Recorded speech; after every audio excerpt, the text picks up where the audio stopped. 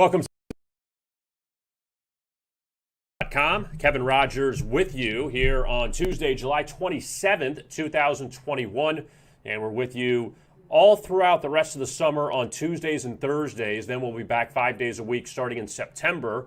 But wanted to check back in with you today as we got a lot to talk about as we look ahead to Major League Baseball for Tuesday, and also we got some other things to get to, as well as the NFL with Aaron Rodgers returning to the Packers. So he is not going to retire this season. Who knows what will happen after this season, but he'll be a part of the Packers coming up in 2021.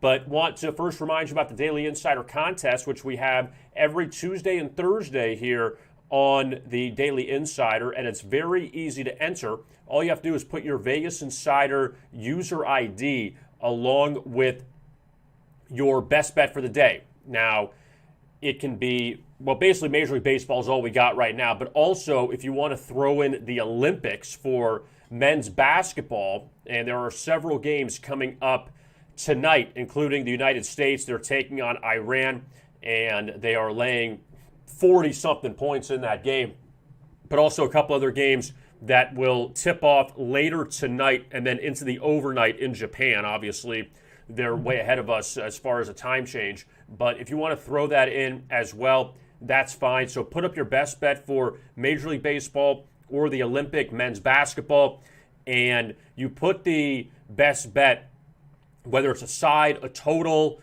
It can be in Major League Baseball a strikeout prop. It could be a first 5-inning prop, a first inning prop. So all of that is on the table. It cannot be a live bet, though. And if you can do that, you'd put that in the comments section below this video. And if you win your bet, then you will be in the drawing for a week's worth of handicapper picks from one handicapper on VegasInsider.com. It's a 7-day package for free. It's a $100 value for free. And you would get that if you win your best bet, then you're in the drawing for it. You don't automatically win if you win your best bet. It's just you're in the drawing for it, and then we will get in touch with you. That's why we want your Vegas Insider user ID. If you do not have a Vegas Insider user ID, that's no problem, because you can go to the big yellow register button in the upper right-hand corner, click on free membership, register now, and you can create an ID as well as make your password and put up your email address, first and last name, so at least we can get in contact with you, and then you'll be ready to go. So simple as that, and it's also free to create your ID and password. You don't have to pay for it. So, with all that being said, we'll get to the Olympics in just a few minutes. Let's first start with Major League Baseball, and plenty of games coming up today. Actually, we'll go to the live odds here, and we'll start in Pittsburgh between the Brewers and the Pirates, and they are hooking up tonight at PNC Park. And Milwaukee, a short favorite there, laying 125 for a team that's sitting in first place, and Pittsburgh's in last place. So kind of interesting there. The Brewers coming off a bit of a rough homestand. They went 2-3. They lost 2 to the Royals. Then they dominated the White Sox in the first 2 games of that series, then lost to Chicago in the finale Sunday night 3-1. So now the Brewers hit the road, where it feels like Milwaukee has just been better on the road than at home of late. They swept Cincinnati right after the All-Star break, and they ended up taking 3 of 4 at Pittsburgh back in early July. And the Brewers have just dominated the Pirates so far on the season, and it's a battle of Andersons on the mound. Brett goes for Milwaukee, Tyler for Pittsburgh. The Pirates back from a West Coast swing that saw them go 2-4, but they did beat the Giants twice as a heavy dog, so that was good. They couldn't pull off the sweep, though, on Sunday. Tyler Anderson, 5-8, 4.35 ERA, and his last 2 starts as a substantial dog. Beat the Mets plus 170, beat the Brewers plus 165 in that start on July 4th. Anderson, 7 scoreless innings, 3 hits, and a 2-0 win over the Brewers at PNC Park. So now he goes from a plus 165 dog to a plus 115 dog against Brett Anderson, who really hasn't been great for Milwaukee. I mean, when you look at the top of that rotation, Brandon Woodruff, Corbin Burns, Freddie Peralta, those are the top guys. And then you get into Adrian Hauser, Brett Anderson, Eric Lauer, kind of the back end of that rotation. And Anderson's kind of in that back end. But that number does tell you a lot, though. I mean, good luck if you're going to play the Pirates there. And Pittsburgh, they traded Adam Frazier to the Padres, so they're starting their teardown right now. And the Pirates come in at 38-61. Cross state to Philadelphia, the Phillies hosting the Nationals, and Washington was in control last night at Philadelphia, up 4-0. But for the second straight night, they blew a ninth inning lead, and the Phillies came back to win 6-5, a game that the Nationals were up 4-0. Philadelphia came back with 3 in the sixth to make it 4-3. Nationals got 1 in the top of the ninth to make it 5-3, but then the Phillies walked off past the Nationals 6-5, and Andrew McCutchen with the game-winning home run in that game for Philadelphia. So that's now 5 straight losses for the Nationals, and you wonder if they're going to start to tear apart their team. Already saw the rumors of Max Scherzer. Could he maybe get traded? He'd have to waive a no-trade clause. But the Nationals, though, back-to-back meltdowns in the ninth inning, losing at Baltimore Sunday and then Philadelphia last night. And now the Phillies, all of a sudden, they've won 3 of 4. I mean, they had one dud in the middle of that against the Braves. But still, Philadelphia hanging around, as Teddy KGB from Rounders would say, hanging around in the NL East, considering the Mets right now. The Mets holding a 3.5 game lead over the Phillies. So Philadelphia not going away just yet. And they go to Matt Moore tonight on the mound. And Matt Moore's still looking for his first win of the season, 5.79 ERA. Now, granted, the Phillies have won 4 of his last 5 starts, but he's got a lot of no decisions in that span.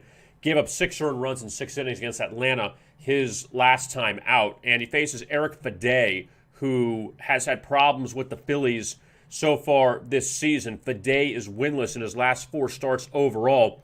But against Philadelphia, he's allowed 8 earned runs in 9 innings of work this year. And Washington is on a losing streak, so good luck taking the Nationals there. The Reds and the Cubs shifting over to the National League Central.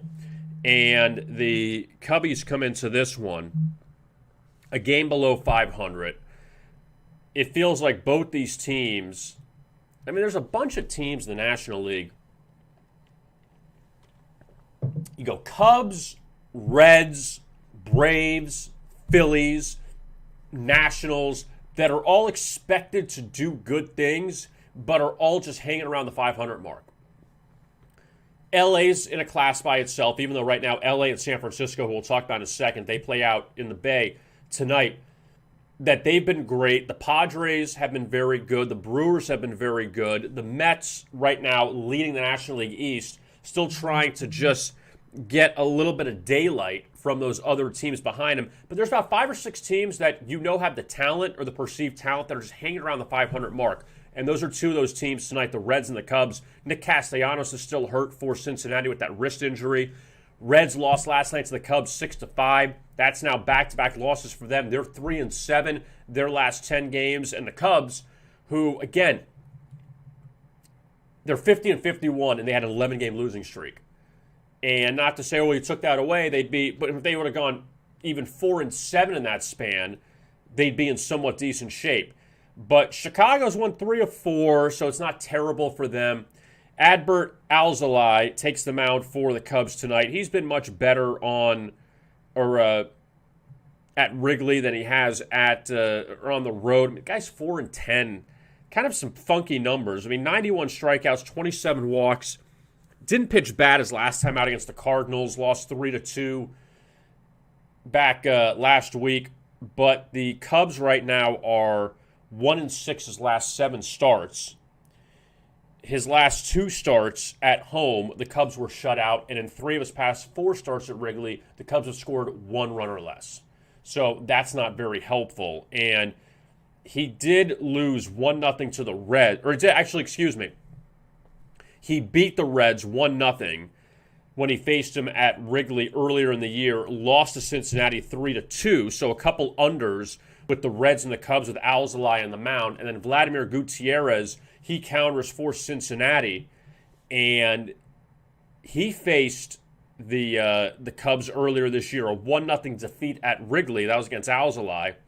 Went 5 innings, allowed 1 run. Gutierrez has had his moments this year, but 6 earned runs, allowed 3 homers his last time out, and that a 15-11 loss to the Mets in extra innings. But for Gutierrez, though, a couple unders his last 2 road starts, so maybe look at an under after we had a 6-5 game last night. You have a high total tonight. That always means the wind's blowing out at Wrigley, but still, that is maybe an underlook with Alzolay and Gutierrez.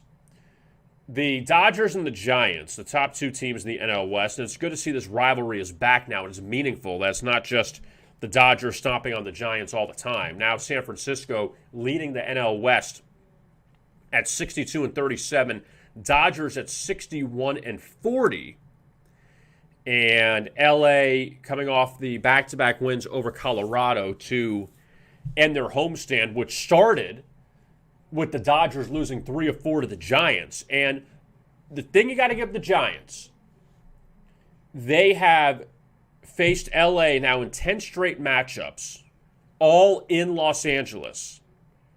And in this span, the Giants have gone 6-4 against the Dodgers. That's impressive. That this isn't just LA, or San Francisco rather, beating up on bad teams and then not showing up against the Dodgers, but they're winning the division because they're beating up on the Rockies and the Diamondbacks and teams like that. They're beating the Dodgers. And they just took 3 of 4, and in the 4 games, they score 5, 4, 6, and 7. That's pretty good. That they're getting some offense going in those games. And the Giants right now at 62-37, a 31-15 mark at Oracle Park. And the Dodgers, still without Mookie Betts. Trevor Bauer's got his issues off the field. The Dodgers sending out Julio Urias tonight to the mound. 12-3 record for him. 3.63 ERA. Did pick up a no decision against the Giants last time out at Dodger Stadium last Wednesday in a 4-2 loss. Went 7 innings, allowed 1 earned run. The guy's allowed 1 earned run in 3 of his last 4 starts. So pretty impressive there, even though earlier in the year he gave up 7 runs against San Francisco back on May 29th. And Urias has 9 road wins so far on the campaign. And he goes opposite Logan Webb, where Webb was on the, again, no decision side against Urias and the Dodgers last week in a 4-2 victory. And for Webb, his last 2 outings, he's allowed 3 earned runs in 9 innings of work. And he's put up some decent numbers for the most part. Had 1 shaky start against Colorado back in May, but he actually shut down the Dodgers in that 11-6 win earlier this season, plus 170 dog, 5 innings, 1 hit, 7 strikeouts. So Logan Webb definitely not scared of this Dodger lineup, and that says a lot, though, that LA at this short of a price. But looking back at it, I feel like I mentioned this on one of the live streams earlier in the season, just to give you the heads up about these 2 teams. And they've actually had a lot of low-scoring openers. 3-1, yeah. 3-1 to the under in the 4 series openers, and the one that went over was a 7-2 Giants win over 7.5. So 3 of the 4 games went under the total, and tonight is 8.5. And Webb has pitched well against him. Urias was good against him last time. So there's that. Now in the American League, Toronto and Boston. And the Red Sox, for the 2nd straight game, they came back late to pick up a home win. They beat the Yankees on Sunday, beat the Blue Jays yesterday. 5-4 wins each of the last 2 games, and Boston really helping themselves. Now 5-1 the last 6, 62-39 for Alex Cora's Red Sox. Remember they started 0-3, they got swept by the Orioles at Fenway, and everyone's like, what's going on with the Red Sox? No Chris Sale. they're putting it together without the greatest pitching staff. I mean, let me rephrase that. Without great names in the pitching staff, but Nathan Eovaldi's a veteran. Nick Pivetta, who they got from the Phillies last season, he's been excellent for them. Martin Perez has not been bad from the Rangers. And Eduardo Rodriguez, he left his last start early against the Yankees. They ended up winning Saturday night against Garrett Cole, 6-2. And Chris Sale's in the minors right now going through rehab starts, so they hope to get him back soon. But Boston, though, keeps pulling out these wins, and got to give them a lot of credit. And this Blue Jay team, they beat the Mets a few nights ago, but they've lost 4 of 5, and Toronto's starting to lose ground a little bit in the wild card. It's going to be tough for them in the American League. The problem with the Blue Jays is you go past Robbie Ray, who's going tonight, and Ryu, they don't really have a lot of other help in that rotation. And it's a young lineup that's got a lot of, Vladimir Guerrero Jr. is up for the MVP in the American League. They have a lot of young stars in that lineup, up-and-coming stars, but Toronto is it's so inconsistent. And it feels like when they're playing the likes of Tampa Bay, Boston, the top teams in the AL East, they just can't pick up ground against those teams, you know? When you're facing Baltimore all those times and beating them, that's fine. But when you look back at it, Baltimore, Texas, teams like that, they can dominate. But what about when you're playing the Red Sox and the Rays? And for as inconsistent as they are, even the Yankees. But Robbie Ray goes tonight for Toronto. He's had a really good season, 3.12 ERA, 142 strikeouts. Did lose to the Red Sox last week. And again, Toronto's going to be back in Toronto soon. Back at the Sky Dome, but like Rogers Center or whatever it's called now. And that'll help them because they've been nomads for the last year and a half. They played in Buffalo and in Dunedin, and they've been all over the place. They haven't played any real home games. So, they're doing the best they can considering they don't have the advantage that other teams have of actually going home. But for Ray, 4 earned runs in 5 innings against the Red Sox in his last start, laying 195. Now he's a little more manageable, laying 130. And the one thing I'll say about Robbie Ray is he has picked up some good road wins this year as a favorite at Tampa Bay, at Miami, at Boston, and in 2 of those starts he had over 10 strikeouts. So he actually he may be worth a look tonight, Robbie Ray, as a road favorite against the Red Sox. The other American League East matchup, Yankees and Rays, they hook up from St. Pete tonight, and Jordan Montgomery against Shane McClanahan. And the Yankees, again, look, Domingo Germán had a no-hitter going deep into that game against the Red Sox on Sunday. 4-0 lead. They throw it away. Boston comes back and wins 5-4. It's one thing you don't get the no-hitter, but you don't get the win. So the Yankees dropped 3 of 4 at Boston, and it's been a bit of a disaster for the Yankees, at least on the road recently, losing 3 of 4 to the Red Sox. Even though they took 2 of 3 at Houston, they had that big ninth-inning meltdown in the Sunday game. They're up 7-2 and lost 8-7. So it's been a bit of a rough stretch for the Yankees, at least on the road, trying to close out some of these games. And Montgomery, who he's had his struggles of late, the numbers really aren't bad for him. 5 2/3 scoreless against Boston, and they lose in extra innings back on Saturday. Yankees are 0-5 in Montgomery's last 5 starts. He hasn't given up more than 3 earned runs in any of those starts. So he's not the problem for the Yankees during these appearances. And Montgomery against Tampa Bay this season, he actually hasn't been that bad. In fact, 3 starts, Yankees are 2-1 in those games. So he goes tonight as an underdog against Shane McClanahan, and the Rays did take 3 of 4 from Cleveland this past weekend, and they lost the last one 3-2. But the Rays, though, turn to McClanahan. 4-3 record, 3.88 ERA. He's given up 1 earned run each of his last 2 starts. Wins against Baltimore and Toronto. Now he's back at home again. did give up 4 earned runs and 3 1/3 against the Yankees back on June 2nd. So we'll see Tampa Bay here, substantial favorite. And again, if you want to stay on the Yankees here, hope they bounce back. I mean, Montgomery's had decent numbers against the Rays, but New York's bullpen, they've blown a couple of games, and just so inconsistent, the Yankees. That's exactly what Yankee fans want to hear. Detroit, Minnesota's next game up. And the Tigers are so interesting because Detroit last week, all right, this is how fast the season goes. I mean, say 162 games, it takes forever, blah, blah, blah.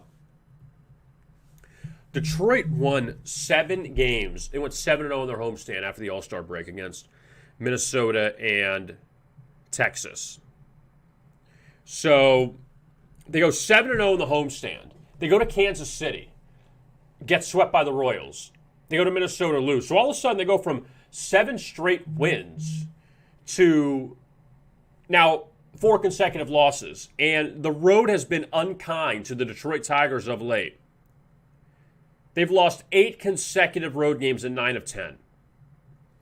So now they send out Tyler Alexander to the mound this evening against Kenta Maeda. And Alexander went 3. The guy's not going to go deep in these games. His last 2 starts, he hasn't even finished the 4th inning. The numbers aren't bad. He did defeat Minnesota last time he faced him back on July 17th, a 5-4 win. That was a 7-inning game. It actually went 8 innings. The Tigers won a walk-off fashion. But now he's a heavy dog tonight against Kenta Maeda. And Minnesota, who had that rough weekend against the Angels, they got the win last night. Maeda, who, look, this feels like a season that this guy can just throw out, hopefully, and start again new next year because he's a good pitcher. And he was with the Dodgers for a while. With Minnesota last year was 6-1, 2.70 ERA. This year, 4.74 earned run average. The Twins have blown a lot of games late for him. So Minnesota was up 2-0 his last start, and the Angels scored 3 to beat him, 3-2. So Maeda's had some heavy favorite losses, well, a couple over 140. But against Detroit so far on the season, he's faced them several times, and the Twins are 2-1 in those games. And 2 of the games were 1-run games also. So again, do you really want to trust the Tigers on the road is the question.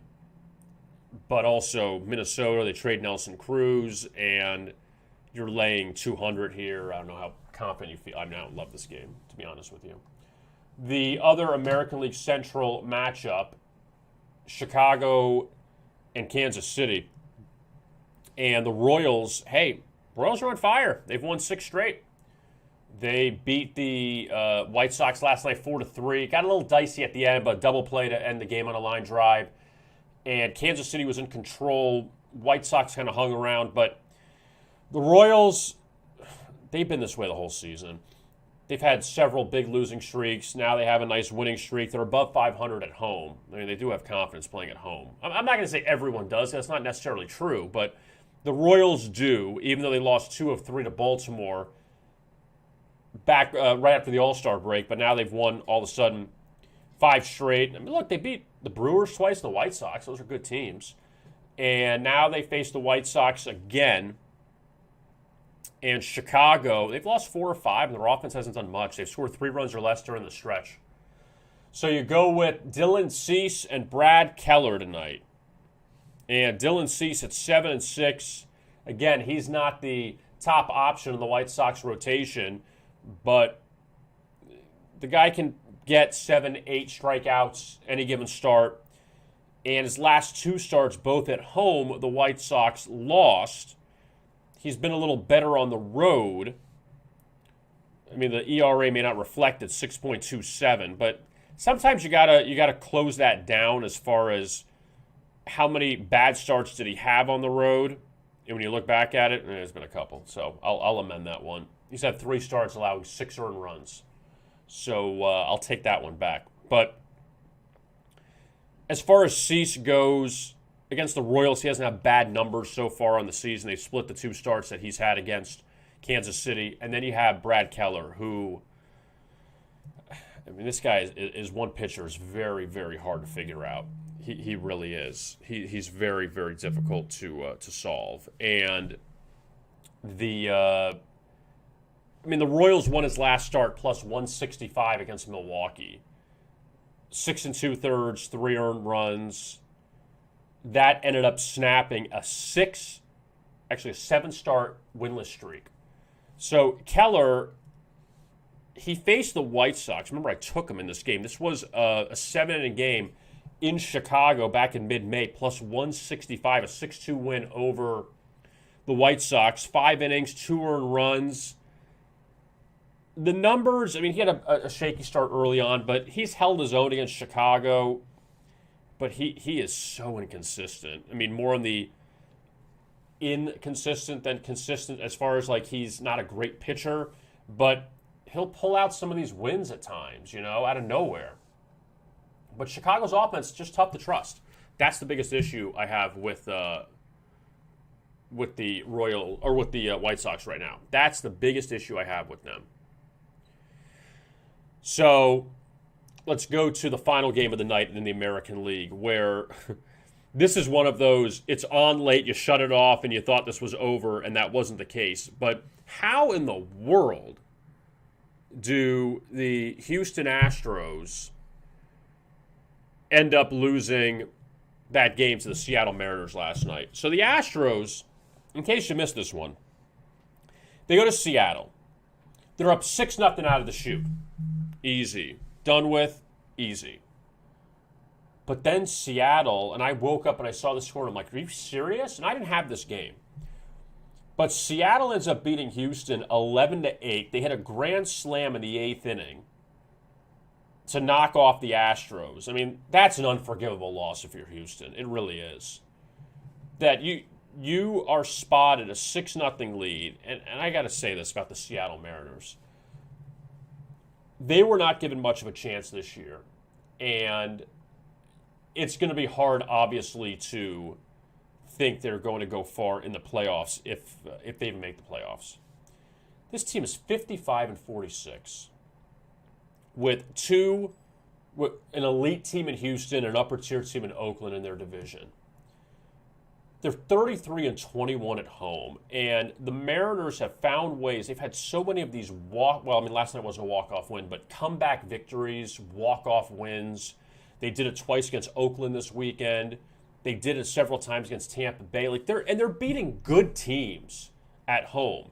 That they're not just cleaning up against Texas or Baltimore or Detroit. That they're doing this against the Astros and the A's and the Rays.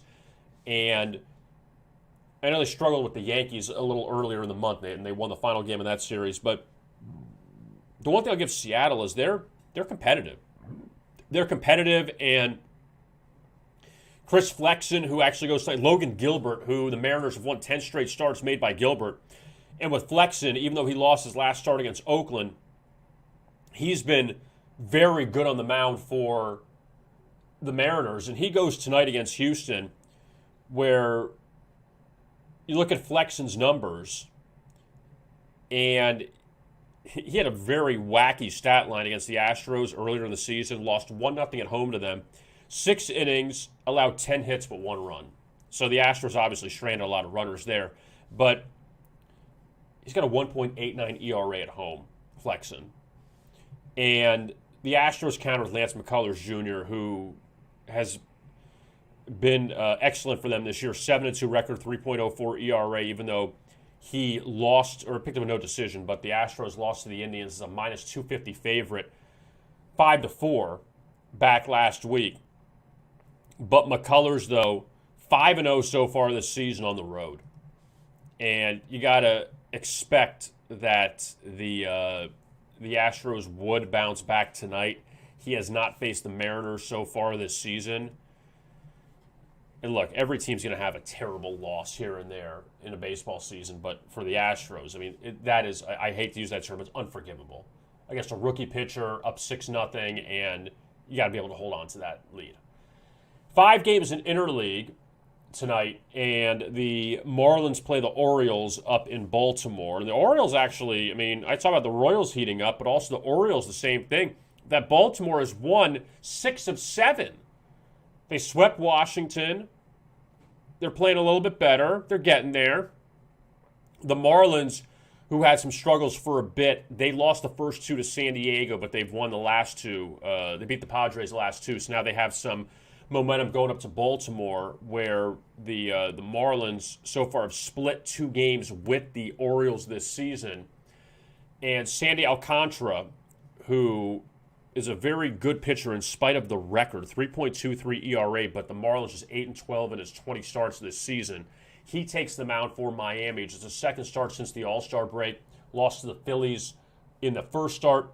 And Spencer for hire, Spencer Watkins, he goes for Baltimore. His number's been really good, actually. 2-0 record, 1.65 ERAs, allowed 1 earned run in 3 straight starts, but 2 of those wins against Tampa Bay and Toronto, plus 175, plus 250. It's now a much cheaper price tonight. And the Marlins, substantial favorite there. I do like them in that game tonight against the Orioles. This one's a tough one. The Cardinals and, well, I'm not going to call them the Guardians yet. They're the Guardians next year. They're still the Indians right now, the Cleveland baseball team. But they meet up tonight in interleague in Cleveland. And Adam Wainwright's put up 2 really good starts against Cleveland over the last 2 seasons, including beating them earlier this season at home. The Indians, they've struggled of late, but the one thing I can give Cleveland, I know you can't say, well, they've struggled, but this. I believe it's 7-13 the last 20 games, but listen to who they played. Tampa Bay 4 times. Actually, I take that back. Let me amend that. Tampa Bay 7 times. They've played Houston 7 times, Oakland 3 times, and Kansas City 3 times, who they swept. But Tampa Bay, Houston, and Oakland, yeah, you're going to struggle with them, especially when Shane Bieber's out. Also, goodness, I forgot his name. I'm blank. Aaron Savali, he's out as well. Cleveland's just out of pitching, and that's the problem, that they don't have anybody to turn to. I mean, Zach Plesac is back. Cal Quantrill goes tonight, and he hasn't been bad. Considering Cleveland, again, doesn't have a Cy Young winner and another good young pitcher available right now. But Quantrill, 1 earned run allowed in each of his last 2 starts for the Indians, again, against Oakland and Tampa Bay. And now he faces St. Louis tonight. He went 2 innings of relief against St. Louis earlier in the year, didn't allow a run in an 8-2 loss. But he hasn't been bad. Wainwright, he's had a bit of a renaissance this season for St. Louis, in spite of a 7-6 record, but ERA of 3.56. And he's pitched actually well of late, but now you're getting him as a short favorite here. That's a toss-up. That game is very much a toss-up between the Cardinals and the Indians tonight out at a Progressive. All right, next up, we have 3 games to go in the interleagues. Arizona and Texas. I mean, it's on the schedule, so you got to play it, right? And the Rangers have lost 11 straight. Arizona actually has played a little better of late. They've won 5 of 7 for a team that went on the road and was terrible for a very long time. And granted, 3 of those wins came against the Pirates at home. But Arizona's 12-40 on the road. They're 31-70 overall. Texas is 35-65, but 22-25 at home. And again, Texas has lost 11 straight. They've been a complete dumpster fire. But they have Dane Dunning on the mound tonight, and Dunning, he has been good at home this year for the Rangers. That's the one thing you can say about him. In spite of a 3-7 record, all 3 wins have come at home, 2.54 ERA at home. And Taylor Widener on the mound for the Diamondbacks tonight. Widener has some good underdog wins on the road at San Diego, at the Dodgers. Also, he was credited with the win, a 14-11 win at Cincinnati, even though he got a no decision. But he's 1-0 this season, but has a bunch of no decisions. Arizona's 1-11 their last 12 road series openers. and they're horrendous on the road. I don't know how you can really trust Arizona here in spite of Texas being on an 11-game losing streak.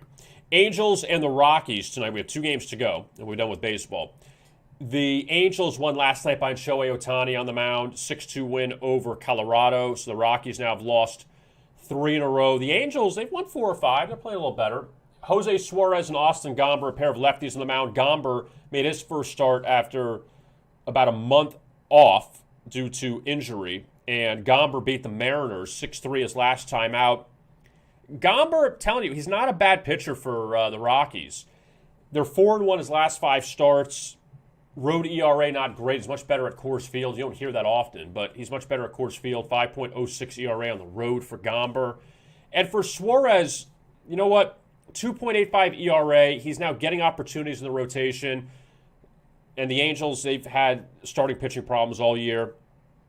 But they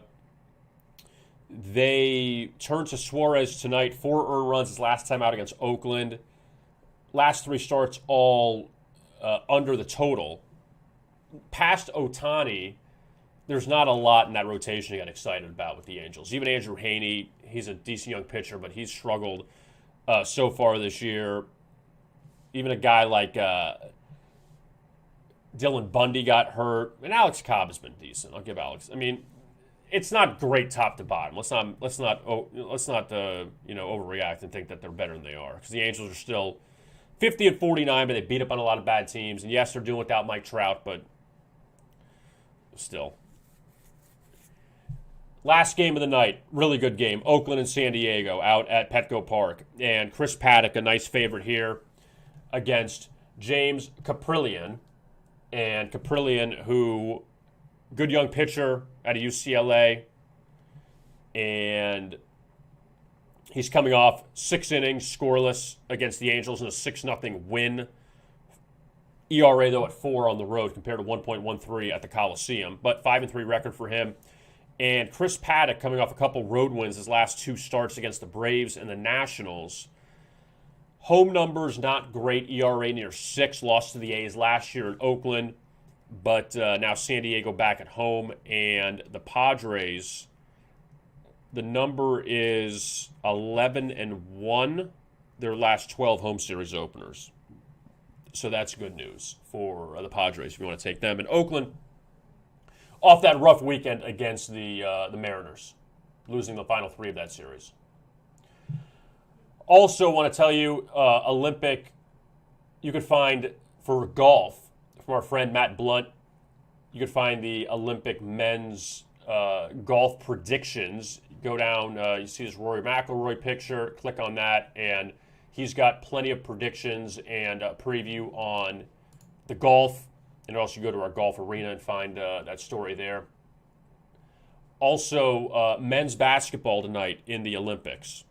And the men of the United States who fell on their face against France on Sunday at the end. They face Iran tonight.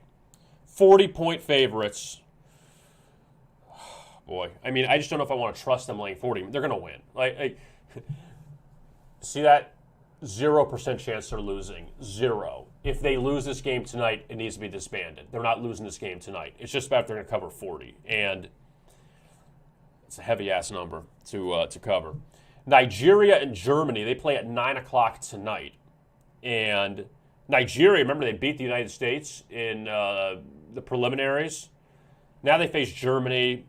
I was looking at the rosters for these teams. I mean, not a lot of recognizable names. I mean, there's more on Australia, Slovenia, who Luka Doncic is with, and he had the big game yesterday. But, again, the men need to get their stuff straight. They need to get it in order. They really do. Quick note with the NFL. Aaron Rodgers, he is back for the Packers. He's not retiring. He went through all of the stuff. Will he, won't he, all this. He's going to play for Green Bay this year. Now, I just want to show you this really fast. That the game, the Packers-Saints game, the opener in New Orleans, it was on the board and then off the board, but just want to see if you, again, I don't know if it's off the board everywhere. Because let's see, some places, the Westgate, it's off the board. DraftKings, it's off the board. But right now, the Saints, at some places, they're a 3-point favorite. Others, now Green Bay is flipped to a 2.5-point favorite. Because, again, Drew Brees not there in New Orleans anymore. Jameis Winston's going to start for the Saints.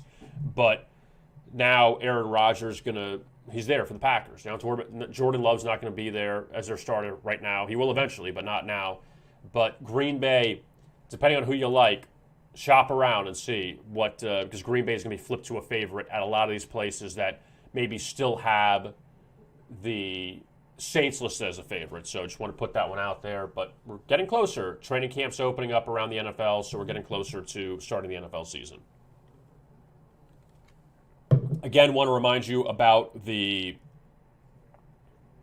Daily Insider Contest, which we have Tuesdays and Thursdays here on the Daily Insider, and it's very easy to enter. All you have to do is put up your Vegas Insider user ID, and you put that up along with your best bet for the day. And after you put up your best bet for the day, whether it is baseball or the Olympics with the men's basketball, whatever you want, that's fine. But it cannot be a live bet. It can be a side, a total, a first 5-inning play. It can be a strikeout prop, whatever you want.